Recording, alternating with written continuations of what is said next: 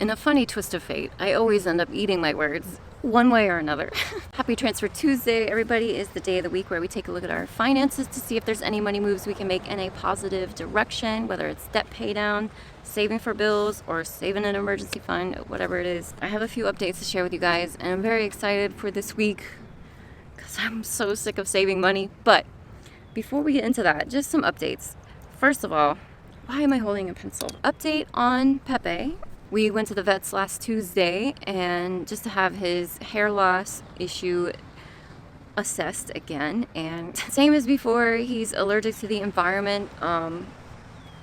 Through the vet visit, we ended up figuring out that it's probably what's happening outside. It's a very abnormal summer here for us. It has been insanely wet, probably the wettest I've ever seen it. It's with so much rain, so much flooding. The steroid he got back in April helped, and it stopped the hair loss and his hair grew back a bit. But since then, it has gotten worse. So she said, well, it might not be his food. It sounds environmental.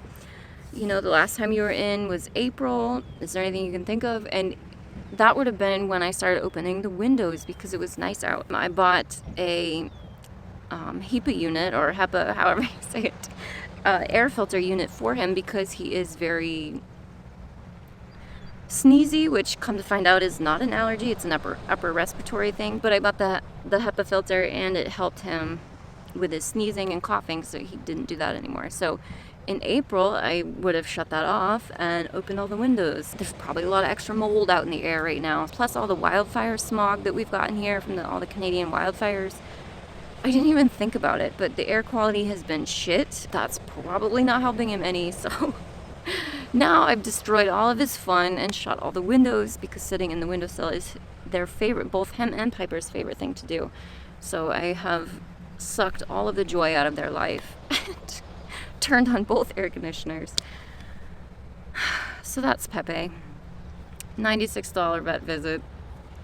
Well, and it included a new round of steroids as well, but I also just the other day got the electricity bill for the last month, and it was about $100, and that was just from running the AC a few nights when I needed.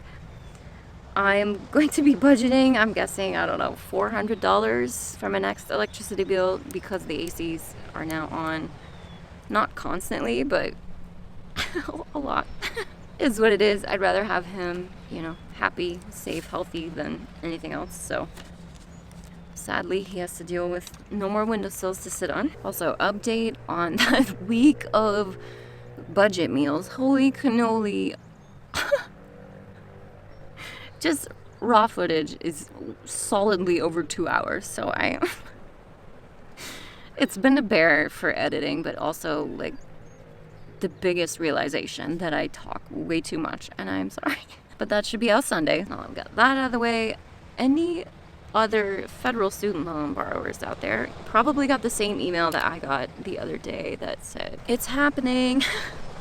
Student loan interest starts accruing again starting September 1st, and payments will begin to resume in October. So in the email, they said reach out to us, as in the U.S. Department of Education, if you are anticipating that you might have trouble making these payments and readjusting back to having that additional monthly payment. So if that is you, I would definitely give them a call. Certainly make sure they have your updated income information. If you're on an income-based plan, definitely a good time to start checking in with them.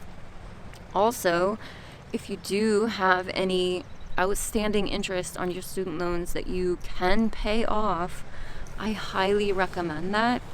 I wouldn't say dip into an emergency fund or anything, but to be able to start off September 1st without your interest already compounding on itself would just be way better off in the long run. So I would say if you can, over these next 6 weeks or so until interest starts accruing again, I would definitely get ahead at least on the outstanding interest or any other balance if you can. Take advantage of this time. I know it's been a few years, which has been kind of crazy, but now's the 11th hour to really try and get ahead on those. So I'm going to be doing that as well. I have $7,100-ish of outstanding interest on my federal student loans, just because I did get that student loan refund. So I will be putting the money back, at least that much back on the loans, to start out with $0 in interest once September 1st hits. That being said, let's get into this week's transfers. So we have been just working on the fund. It's my last sinking fund. I have my emergency fund, a car, vet, and medical fund, and an annual expenses fund, and then this is just fun. Obviously, that's pretty self-explanatory, but I'm saving up $2,000 for it. I don't know what I'm going to do with it yet, but last week we left it at $1,300. We're getting really close. Rock is not comfortable to sit on. Updates to that from the last week.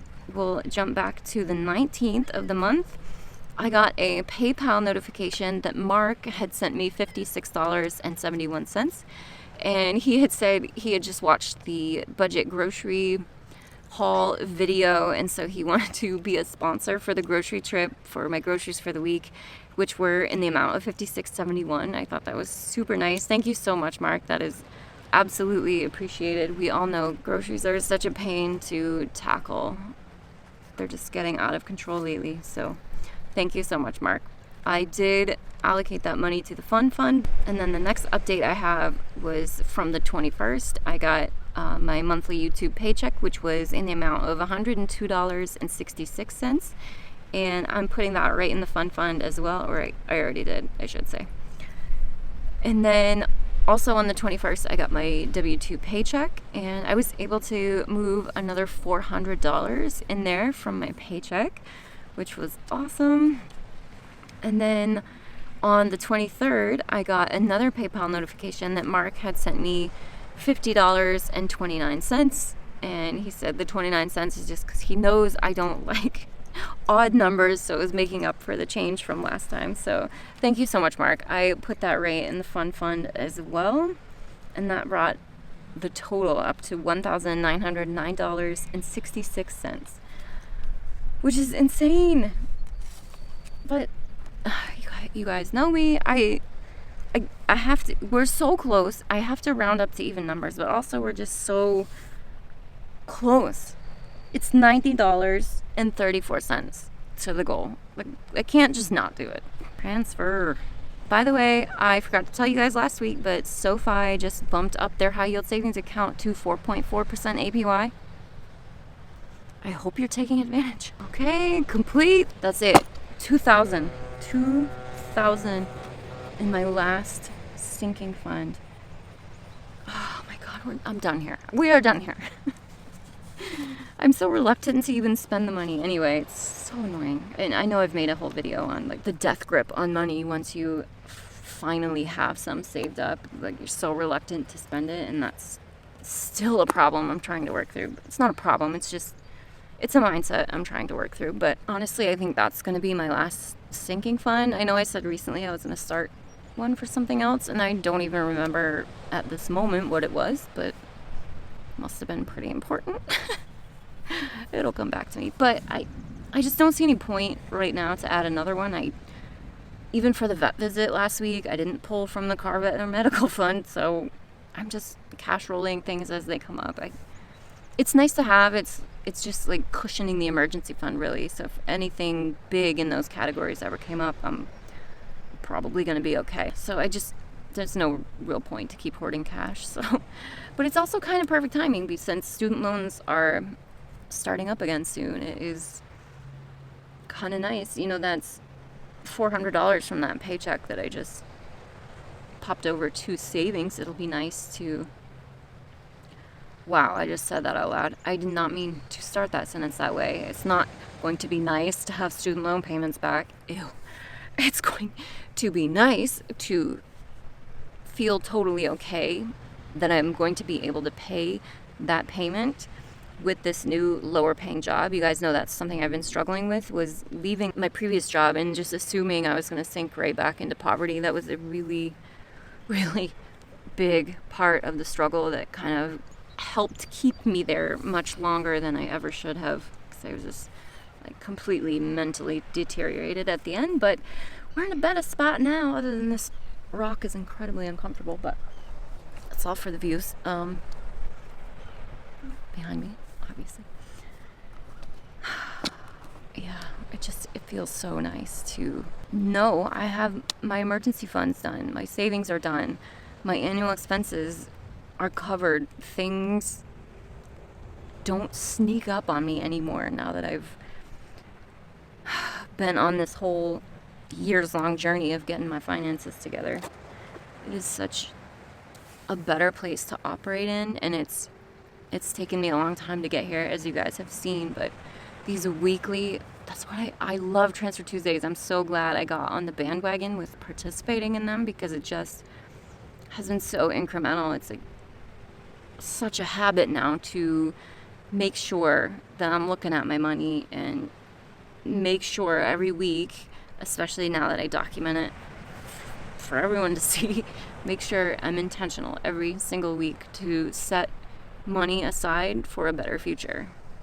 And it's been debt, it's been savings, it's been investing, it's been all the things. So I feel like we're saved up, locked and loaded, and ready as we'll ever be, I guess, for student loans to be back. So I really hope you guys are ready for that as well, or making adjustments as needed. Yep.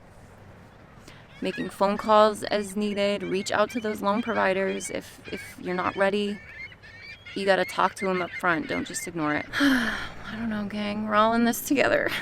Because you guys are so amazingly supportive, and I appreciate you so very much. Thank you guys so much for watching. Let me know down in the comments. As always, I love hearing what money moves you guys made towards your financial future, and I will see you in my next video.